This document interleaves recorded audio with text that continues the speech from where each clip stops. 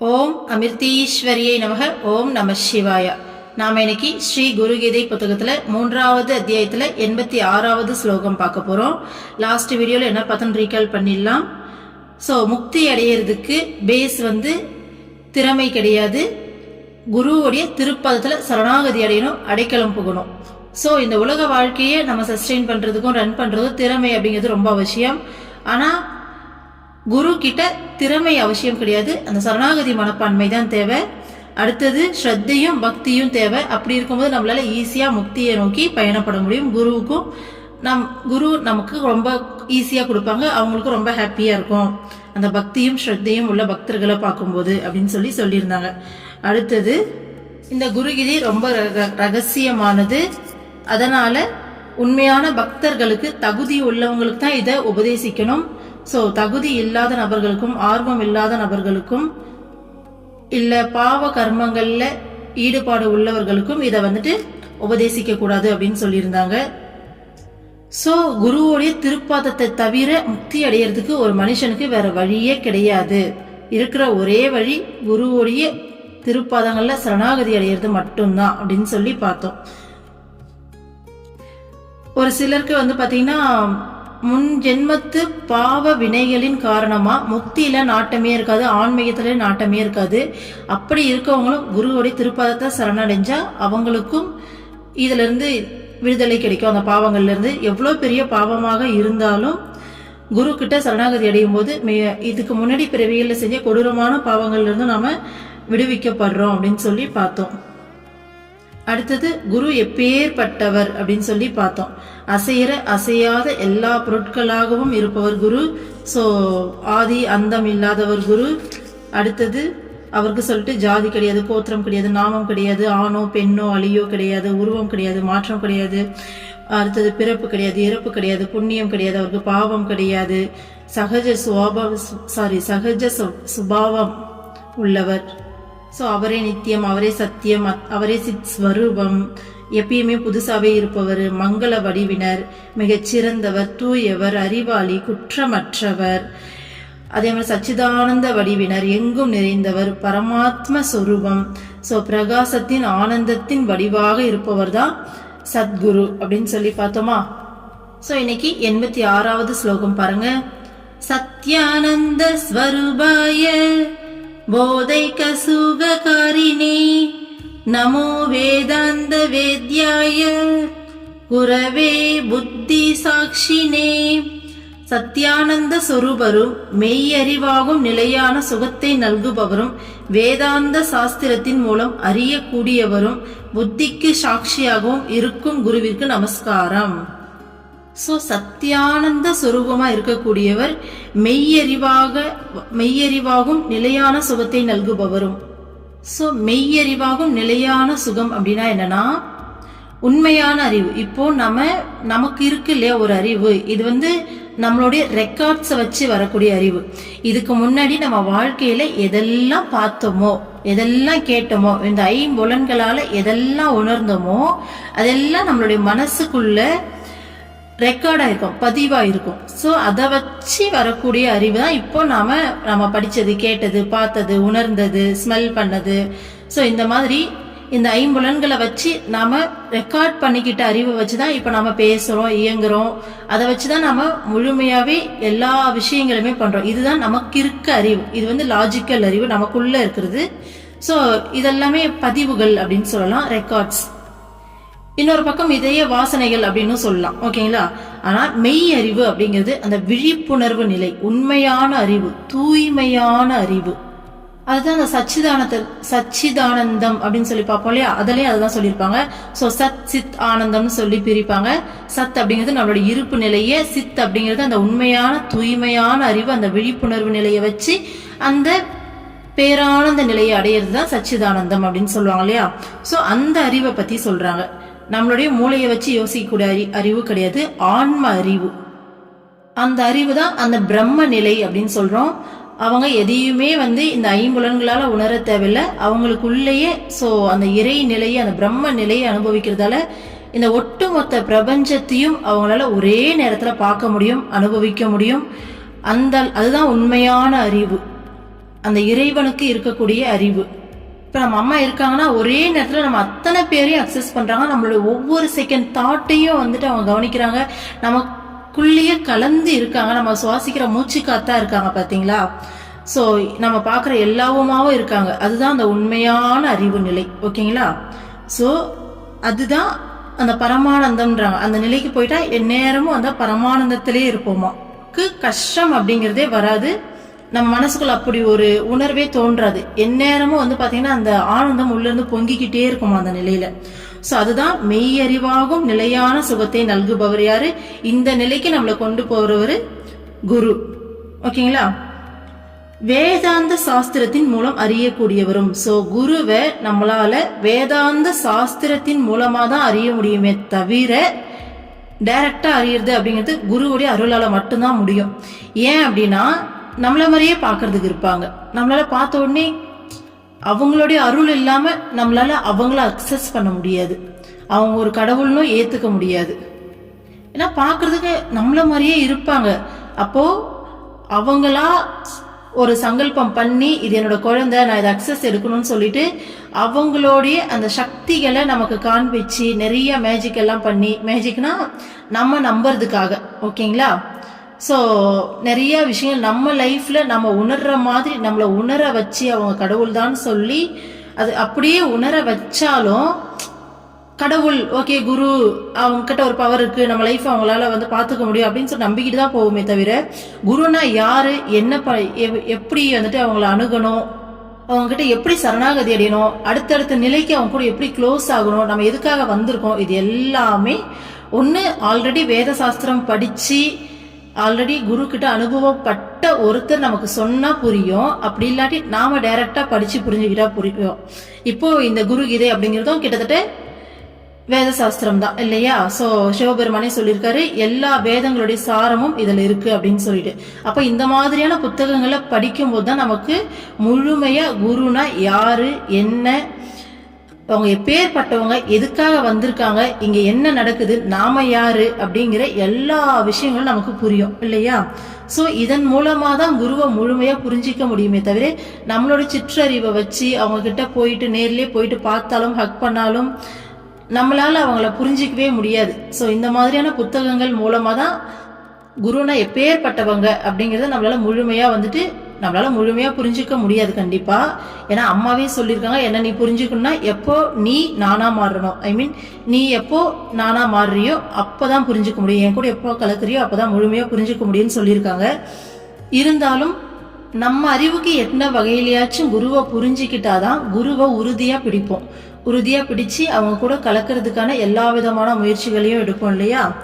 So அதுதான் சொல்லியிருக்காங்க வேத சாஸ்திரத்தின் மூலம் அறியக்கூடியவரும். இந்த புத்தகங்கள் மாதிரியான விஷயங்கள் எல்லாம் குருவை நம்மளால அவ்வளவு ஈஸியா புரிஞ்சுக்கிட்டு அவங்கள நெருங்க முடியாது. புத்திக்கு சாட்சியாகவும் இருக்கும் குருவிற்கு நமஸ்காரம்னு சொல்லியிருக்காங்க.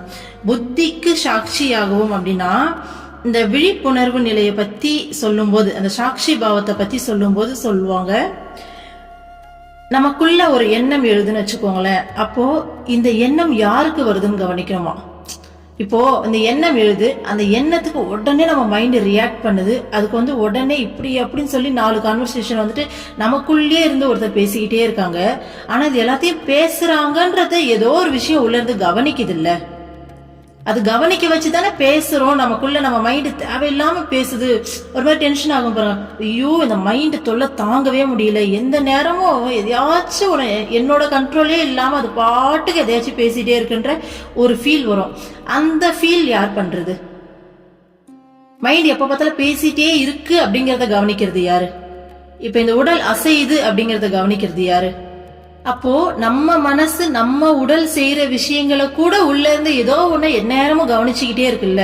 வெளியில நடக்கிற விஷயங்களும் அதுதான் கவனிச்சிட்டு இருக்கு. என்ன ஒண்ணா நம்ம பாக்குறதுலயும் இல்ல நம்ம மைண்ட் பேசுறதுலயோ இல்ல இந்த உடல் செயல்கள்லயும் முழுமையா மூழ்கி போயிடுமே தவிர அந்த கவனிப்பாலனை மறந்துடுறோம் நாம. ஆக்சுவலா விழிப்புணர்வு நிலை அப்படிங்கிறது என்ன, சாட்சி பாவம் அப்படிங்கிறது என்னன்னா உள்ள ஒருத்தர் எந்நேரமும் கவனிச்சுட்டே இருக்கான் பாத்தீங்களா, அவனை கவனிக்கிறது தான் விழிப்புணர்வு நிலை. அந்த கவனிக்கிறதுலயே அந்த யார் கவனிக்கிறது, இதை கவனிச்சிட்டு இருக்கிறது யாரு, அதுதான் நான் சொல்லி அந்த கவனிப்பாளன் மேல கவனத்தை வச்சு சுத்தி நடக்கிற எல்லா விஷயங்களையும் விழிப்புணர்வோடு அந்த விஷயத்துக்குள்ள மூழ்காம விழிப்புணர்வு நிலையில இருக்கிறது தான் பார்த்தீங்கன்னா சாட்சி பாவம். ஸோ அப்ப நம்மளோட புத்திக்கே சாட்சியா இருக்கக்கூடியது உள்ள இருக்க அந்த கவனிப்பாளன், அதுதான் நம்மளுடைய ஆத்மா, அதுதான் நம்மளுடைய குருவுடைய ஸ்வரூபம். ஏன்னா குரு தான் நம்மளுடைய ஆத்மான்னு சொல்லியிருக்காங்க இல்லையா. ஸோ அவங்க பேராத்மா பரமாத்மானா அவங்களுடைய பிரதிபலிப்பு தான். நம்ம அவங்க பெரிய பேரொலினா அவங்களுடைய நம்ம ஒரு சிறிய துகள் இல்லையா, ஒளி துகள் இல்லையா நம்ம. அப்ப அவங்க தான் நமக்குள்ள ஆத்மாவா இருக்கிறது. அப்ப புத்திக்கு சாட்சியாகவும் இருக்கும் குருவிற்கு நமஸ்காரம்னா நமக்குள்ள அந்த சாட்சியா இருந்து கவனிச்சிட்டு இருக்க அந்த கவனிப்பாளனா நம்மளுடைய ஆத்மாவா இருக்கிறது நம்மளோட குரு தான். அந்த குருவுக்கு நமஸ்காரம்னு சொல்றாங்க. ஓகேங்களா, அதுதான் சொல்லியிருக்கான். சத்தியானந்த சொரூபம் மெய்யறிவாகும் நிலையான சுகத்தை நல்குபவர், வேதாந்த சாஸ்திரத்தின் மூலம் அறியக்கூடியவர், புத்திக்கு சாட்சியாகவும் இருப்பவர்னு சொல்லிட்டு குருவை பத்தி சொல்றாங்க. அடுத்த ஸ்லோகம் பாருங்க. நமஸ்தே நாத பகவன் சிவாய குரு ரூபினே வித்யாவதார சம்சித்யை ஸ்வீக்ருது தானேக விக்ரஹ. குருவே பகவானே, பிரம்ம வித்யையை விளங்கச் செய்வதற்காக பல முறை குரு வடிவம் தாங்கி அவதரித்த சிவ வடிவான தங்களுக்கு நமஸ்காரம். சோ பிரம்ம வித்யை விளங்க செய்வதற்காக அப்படின்னா என்னன்னா, பிரம்மம்னா என்ன? சோ இங்க பிரம்மம்னு ஒண்ணு இருக்கு, நமக்கு மேல ஒரு சக்தி இருக்கு, அந்த சக்தி தான் இந்த ஒட்டுமொத்த பிரபஞ்சத்தையும் படைச்சு இயக்கிக்கிட்டு இருக்கு அப்படிங்கறத குரு அப்படின்னு சொல்லி ஒருவர் மனித உடல் எடுத்து வந்து நமக்கு சொல்லி கொடுக்கலனா இந்த அறிவு நமக்கு கிடைக்கவே கிடைக்காது. நம்ம மேலும் மேலும் மேலும் பாத்தீங்கன்னா இந்த எண்ணங்களுக்கு அடிமையாகி இந்த மாயைக்குள்ள சிக்கி இன்னும் இந்த உலகத்தை கொடுமையா மாத்திடுவோம் இல்லையா. ஏன்னா நம்மளுடைய எண்ணங்களுக்கு வலிமை உண்டு. ஸோ நம்ம தாட்ஸ் எல்லாமே வெறும் நெகட்டிவ் வைப்ரேஷன். அப்போ ஒரு கொடூரமான உலகத்தை, இன்னும் மோசமான உலகத்தை தான் நம்ம உருவாக்குவோம். அப்போ குரு அப்படிங்கிறவங்க ஒருத்தர் இங்க வந்து நம்ம எல்லாரையும் கைட் பண்ணி இந்த மாயையிலேருந்து வெளியெடுத்து இந்த பிரம்ம தத்துவத்தை நமக்கு புரிய வச்சு கொண்டு போறதால் தான் மனித குலம் இன்னைக்கு ஓரளவுக்கு அடுத்த நிலையை நோக்கி போயிட்டு இருக்கு. ஏன்னா இந்த கலியுகம் திரும்பவும் சத்திய யுகமா மாறப்போகுதுன்னு சொல்லியிருக்காங்க. ஸோ ஃபர்ஸ்ட் சத்திய யுகத்துல இருந்தா ஆரம்பிச்சது. அடுத்தடுத்து பார்த்தீங்கன்னா துவாபர யுகம், இந்த திரேதா யுகத்தெல்லாம் கொஞ்சம் கொஞ்சமா மாறி இப்ப கலியுகமா ரொம்ப கொடூரத்தில் இருக்கு. இது மீண்டும் சத்திய யுகமா மாறப்போதான். அதுக்காக தான் அதிகபட்சமான குருமார்கள் எல்லாம் இப்போதைக்கு அவதரிச்சுக்கிட்டே இருக்காங்க. சோ ஒவ்வொரு காலத்திலயும் குருமார்கள் அவதரிச்சு இந்த பிரம்ம தத்துவத்தை நமக்கு சொல்லி கொடுக்கறதுக்காகவே அவதாரம் பண்ணி வராங்க. பண்ணி சொல்லி கொடுத்து நம்மளுடைய ஆத்மாவை உருப்படியான ஆத்மாவை தூய்மையாக்கி அவங்க கூட இணைச்சிக்கிறாங்க இல்லையா. சோ இந்த ப்ராசஸ்க்காகவே திரும்ப திரும்ப பல முறை குரு வடிவம் தாங்கி அவதரித்த சிவ வடிவான தங்களுக்கு நமஸ்காரம்னு சொல்றாங்க. சோ இந்த மெய்யறிவை கொடுக்கறதுக்காக திரும்ப திரும்ப பல தடவை என்ன பண்றாங்க, அவதரிக்கிறாங்க குருமார்கள். ஆனா ஆக்சுவலி அவங்க சிவஸ்வரூபம் பிரம்மம் அவங்க. ஆனா மனித உடல் தாங்கி அவதரிச்சு நமக்கு திரும்ப திரும்ப இதை சொல்லி கொடுத்துக்கிட்டே இருக்காங்க. அப்பேற்பட்ட குருவிற்கு நமஸ்காரம்னு சொல்றாங்க. சோ சத்திய யுகத்தை நோக்கி தான் கலியுகம் மூவ் ஆயிட்டு இருக்கு. அதுக்காக தான் குருமார்கள் எவ்வளவுலாம் அக்சஸ் எடுத்து அடுத்த ப்ராசஸ் கொண்டு போயிட்டு இருக்காங்க. அடுத்த ஸ்லோகம் பாருங்க. நவாய நவரூபாய பிரமார்த்தைக ரூபினே சர்வஞானத மோபேத பானவே சித்கனாயதே. புதிய புதிய வடிவங்களை தாங்குபவரும் பரமார்த்தமே வடிவானவரும் தூய பேருணர்வு சொரூபனும் சகலவித அஞ்ஞானங்களாகும் இருளை கிழித்தெறியும் சூரியனுமான தங்களுக்கு நமஸ்காரம். ஸோ பல முறை குருமார்கள் வெவ்வேறு உடல்ல அவதரிச்சு நம்மளை பிரம்ம தத்துவத்தை சொல்லி நம்மளை கூட்டிட்டு போறாங்க, அவங்களுக்குள்ள இணைச்சுக்கிறாங்கன்னு பார்த்தோம் இல்லையா. அப்போ ஒவ்வொரு முறை வரும்போது ஒவ்வொரு வடிவம் புதுசா வடிவங்களை தாங்குறாங்க இல்லையா. அடுத்தது பரமார்த்தமே வடிவானவரும். அப்படி தாங்கும் போதும் அவங்க அந்த பரமாத்மாவே வடிவமா தான் வராங்க. தூய பேருணர்வு சொரூபனும். அந்த தூய பேருணர்வுல நிலைச்சு இருக்காங்க. அப்படி தாங்கி வரும்போதும் சகல அஞ்ஞானங்களாகும் இருளை கிழித்தெறியும் சூரியனுமான.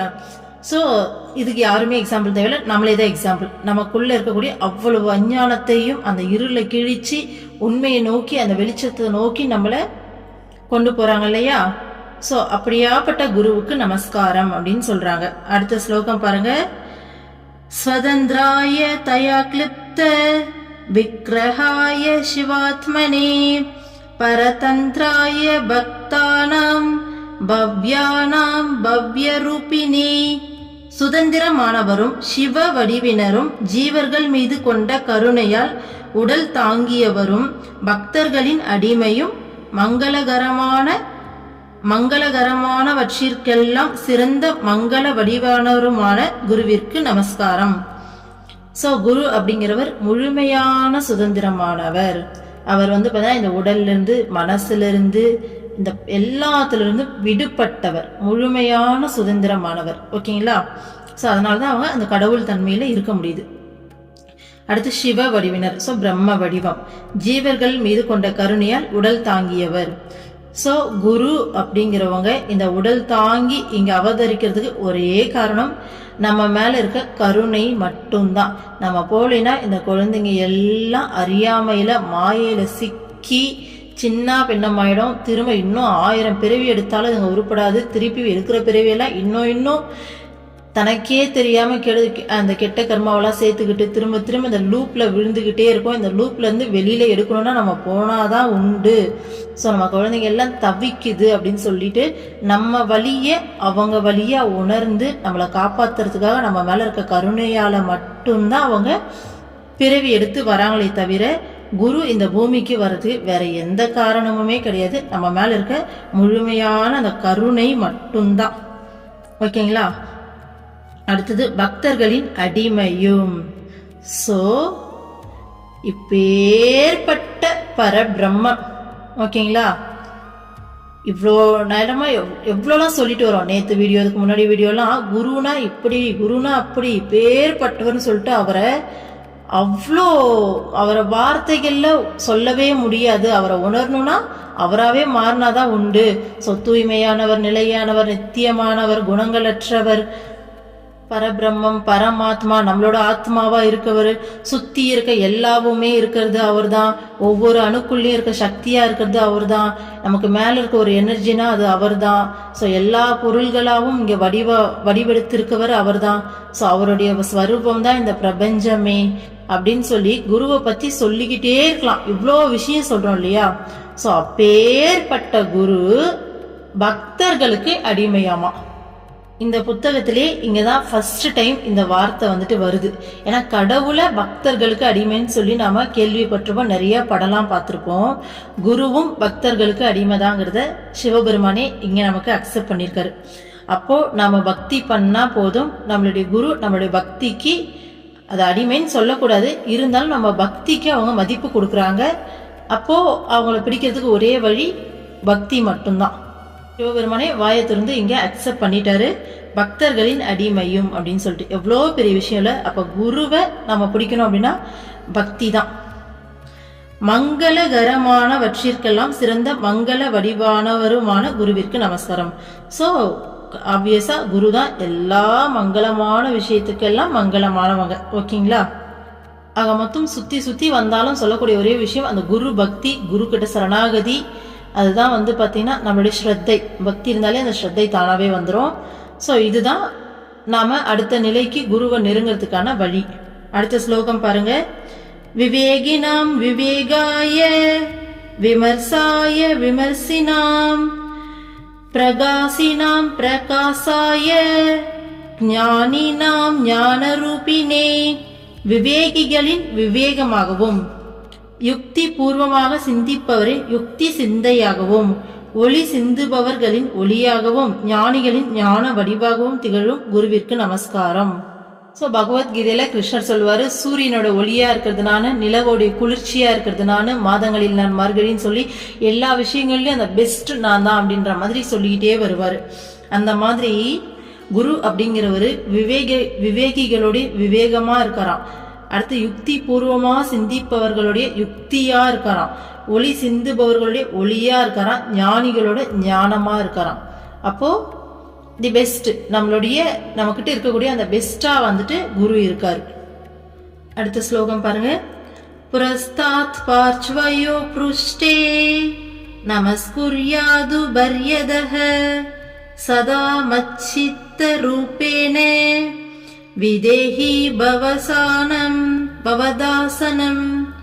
நான் தங்களை முன்னாலும் இரு பக்கங்களிலும் பின்னாலும் நாலா பக்கத்திலிருந்தும் நமஸ்கரிக்கிறேன். குருவே, என் மனமாகும் பீடத்தில் வந்து அமருங்கள். ஸோ சிவபெருமான் குருவை பார்த்து சொல்றாரு, உங்க முன்னாடி பின்னாடி உங்களுடைய 2 பக்கமும் சொல்லிட்டு உங்களுடைய 4 பக்கமும் நான் வந்து பாத்தீங்கன்னா நமஸ்கரிக்கிறேன். தயவு செஞ்சு என்னுடைய மனசான அந்த பீடத்துல, அந்த இருக்கையில, என்னுடைய மன இருக்கையில வந்து உட்காருங்க அப்படின்னு சொல்லி குரு கிட்ட பணியிறார். அடுத்த ஸ்லோகம் பாருங்க.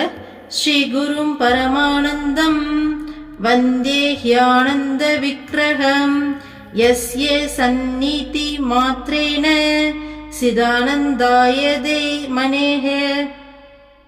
பரமானந்த சொரூபனும் ஆனந்த மூர்த்தியும் தனது சாநித்தியத்தாலேயே மனதிற்கு சிதானந்தத்தை அளிப்பவரான குருவை நான் வணங்குகிறேன்.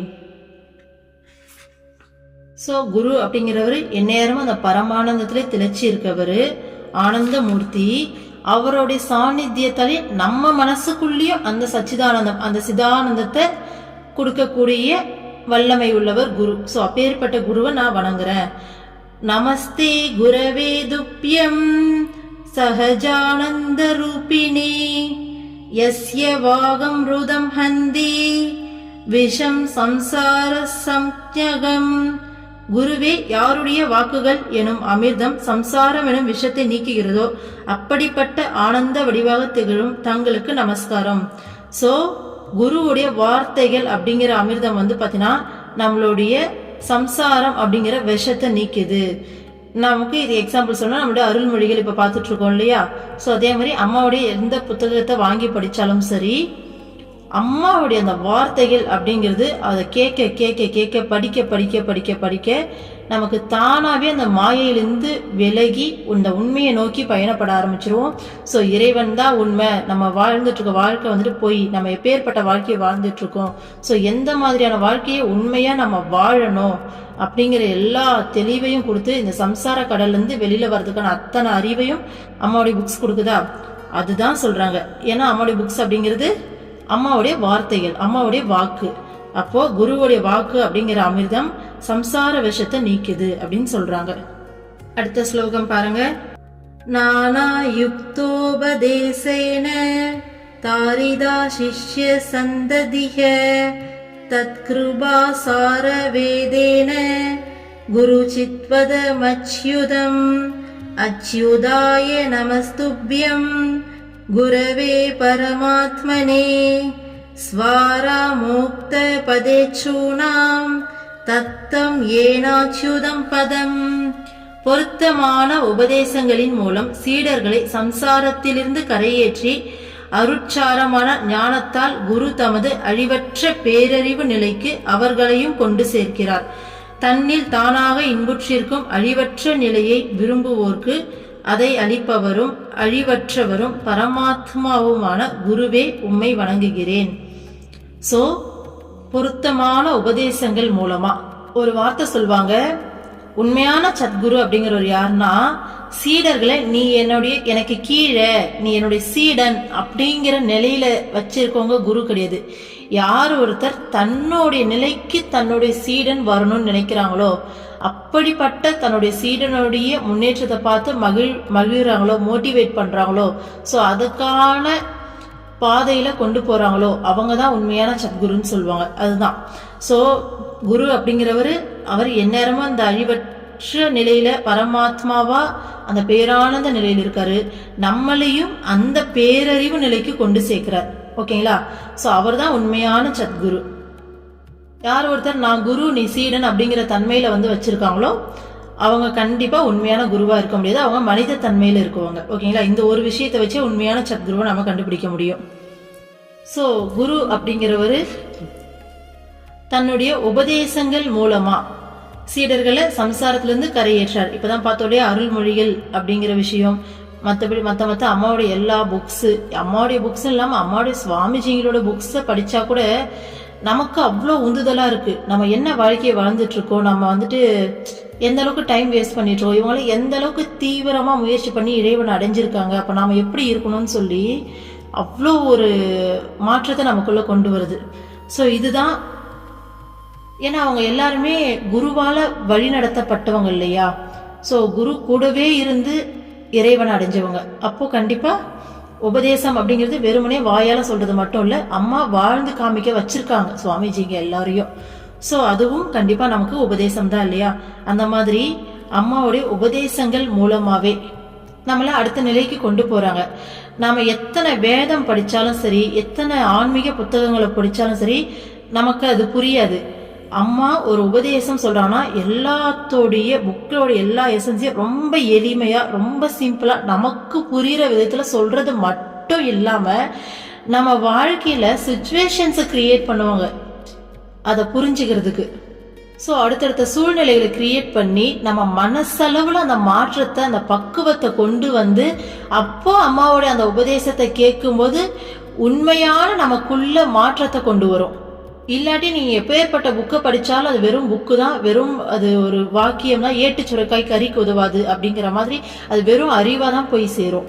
அப்ப சத்குரு வந்து சூழ்நிலைகளை நமக்கு நம்மளுடைய வாழ்க்கையில கிரியேட் பண்ணி அதை வந்துட்டு தியரியா இல்லாம பிராக்டிக்கலா உணர வைக்கிறாங்க.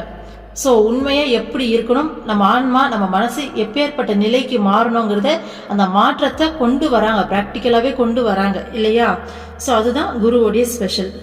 ஸோ தான் மட்டும் அந்த பரமானதத்தை அனுபவிக்காம தன்னுடைய சீடர்களும் அந்த நிலையை வந்து அடையணும். ஸோ சீடர்கள்கிட்ட அப்பேற்பட்ட அந்த ஆன்மீக முன்னேற்றத்தை மட்டுமே பார்த்து மகிழ்ச்சி அடையக்கூடியவங்களா தான் சத்குரு இருக்காங்க. அப்பேற்பட்ட குருவை சிவபெருமான் வணங்குகிறேன்னு சொல்றாரு. அடுத்த ஸ்லோகம் பாருங்க. நமோ அச்சுதாய குரவே அஞ்ஞானத்வாந்தைக பாணவே சிஷ்ய சன்மார்க்க படவே கிருபா வியூஷ சிந்தவே. அஞ்ஞானம் எனும் இருளை அகற்றும் சூரியனும் அழிவற்றவரும் சீடர்களை சன்மார்க்கத்தில் வழி நடத்தும் திறமை உள்ளவரும் கருணை எனும் அமிர்தத்தின் கடலுமான குருவிற்கு நமஸ்காரம். ஸோ நமக்கு இருக்கக்கூடிய அந்த அஞ்ஞானம் அப்படிங்கிற இருளை நீக்கக்கூடிய சூரியன் குரு. ஸோ அழிவற்றவர் அவர். அடுத்தது நம்மளை சரியான வழியில வழி நடத்துபவர். இப்பதான் சொன்னோம் இல்லையா, வெறுமனே வார்த்தைகளா சொன்னா கூட நமக்கு புரியாது. அதை நம்ம வாழ்க்கையில சிச்சுவேஷன்ஸ் கிரியேட் பண்ணி நமக்கு அதை புரிய வச்சு பிராக்டிக்கலா நம்மளுடைய ஆன்மாவை அடுத்த நிலைக்கு வந்து உயர்த்தி கொண்டு போறாங்கன்னு. ஸோ அதுதான் சரியான வழி நடத்தக்கூடிய திறமை உள்ளவர் குரு. அடுத்தது கருணை அப்படிங்கிற அமிர்தத்துடைய கடலுமா இருக்கவர். நம்ம மேல இருக்க கருணையால தான் அவங்க பிறப்பே எடுக்கிறாங்க இல்லையா. ஸோ அப்பேற்பட்ட குருவிற்கு நமஸ்காரம் அப்படின்னு சொல்றாரு. ஓகேங்களா. அடுத்த ஸ்லோகம் பாருங்க. ஓமச்யுதாய குரவே சிஷ்ய சம்சார சேதவே பக்த காரியை கசிம்ஹாய நமஸ்தே சித் சுகாத்மனே. ஓங்கார வடிவினரும். ஸோ குரு அப்படிங்கிறவரு ஓங்கார வடிவினர், அழிவற்றவரும் சீடர்களை சம்சாரத்திலிருந்து கரையேற்றும் பாலமானவரும் பக்தர்களின் விருப்பத்தை நிறைவேற்றுவதில் திறமை மிக்கவரும் சிதானந்த வடிவினருமான குருவிற்கு நமஸ்காரம் அப்படின்னு சொல்றாரு. ஓகேங்களா. ஸோ இது எல்லாமே நாம பார்த்துக்கிட்டே அடுத்தடுத்து இதுக்கு முன்னாடி பார்த்த அதே விஷயம்தான். ஆனால் அதே விஷயமா இருந்தாலும் ஒவ்வொரு வடிவத்துக்கும் ஒவ்வொரு வார்த்தைக்கும் வாழ்ந்து காமிச்சிட்டு இருக்காங்க. ஓகேங்களா. நம்ம கண்டினியூஸா இதையே பார்க்கறதால நமக்கு திரும்ப திரும்ப வர மாதிரி இருக்கலாம். ஆனால் இதில் இருக்க ஒவ்வொரு வார்த்தைக்கும் குரு அப்படிங்கிறவங்க வாழ்ந்து காமிச்சிக்கிட்டு இருக்காங்க. இதெல்லாம் சாதாரண விஷயம் கிடையாது இல்லையா. ஏன்னா நம்ம இதுக்கு முன்னாடி எவ்வளோ பெரிய அறியாமையில இந்த இருளில் மூழ்கி போயிருந்தோம். குரு அப்படிங்கிறவங்க தானே நம்ம வாழ்க்கையில வெளிச்சமாக வந்திருக்காங்க. ஸோ அந்த குருவோடைய அந்த சிறப்பை தான் சொல்றாங்க. குரு நாம சமம் தைவம் ந பிதான சர்பாந்தவாக குரு நாம சமஸ்வாமி நேத்ருசம் பரமம் பதம். தெய்வமும் தந்தையும் குரு நாமத்திற்கு நிகரல்ல, அதற்கு நிகரான உறவினரும் இல்லை. குரு நாமத்திற்கு நிகரான அதிபதியோ குருவுக்கு நிகரான பரமபதமோ வேறு இல்லை. சோ குரு நாமத்துக்கு நிகர் அப்படின்னு சொல்லிட்டு எந்த தெய்வத்தையும் சொல்ல முடியாது. ஸோ உறவுலே மிக பெருசா சொல்றது தந்தை உறவு தான் சொல்லுவாங்க இல்லையா. ஸோ அவரையும் குரு நாமத்துக்கு நிகராக சொல்ல முடியாது. ஏன்னா நமக்கு ஒரு ஈஸியா சும்மா சிம்பிளா நம்ம புரிஞ்சுக்கிற விதத்துல ஒரு டஃப்பான சுச்சுவேஷன்ஸ் கிரியேட் ஆகுதுன்னா நீ எந்த தெய்வத்தை கூப்பிட்டாலும் நமக்கு அந்த கனெக்ஷன் கிடைக்காது, அந்த உதவி கிடைக்காது, இல்ல நம்மளோட உறவுகளாலேயும் நமக்கு உதவி பண்ண முடியாது. ஆனா குரு நாமத்தை உச்சரிச்சு பாருங்க, ஒரு டஃப்பான சுச்சுவேஷன்ல அப்படியே மேஜிக் மிராக்கிள்லாம் நடக்கும், தலைகீழா மாறும் சுச்சுவேஷன், வேற மாதிரி போய் முடியும். ஸோ அதுதான் குரு நாமம் அப்படிங்கிறது. ஓகேங்களா. ஸோ இதுக்கு நிகராக எந்த உறவினரையோ எந்த தெய்வத்தையோ சொல்ல முடியாது. ஸோ குரு நாமத்துக்கு நிகரான அதிபதி இல்லை, அதுக்கு நிகரான அந்த ஒரு பரமபதம் அப்படிங்கிறது ஏற்கனவே சொல்லியிருக்கோம் இல்லையா. ஸோ அந்த முக்தி நிலை, அதுதான் பரமபதம்னு சொல்லுவாங்க. பரமபதம் அப்படிங்கிறது விஷ்ணு வசிக்கக்கூடிய இடம்னு சொல்லிட்டு, ஸோ அது கூட குருவோடைய நாமத்துக்கு நிகர் இல்லை அப்படின்றாங்க. ஓகேங்களா. ஸோ குரு நாமம் அப்பேற்பட்டது அப்படின்னு சொல்றாங்க. ஸோ குரு நாமத்துடைய மகிமையை இங்க சிவபெருமான் சொல்லியிருக்காரு. ஓகேங்களா. ஸோ இதோட இன்னைக்கு முடிச்சுக்கலாம். அடுத்த ஸ்லோகம் நாளைக்கு பார்க்கலாம். ஓம் அமிர்தீஸ்வரி நமக. ஓம் நம சிவாய. சர்வம் கிருஷ்ணார்ப்பணம்.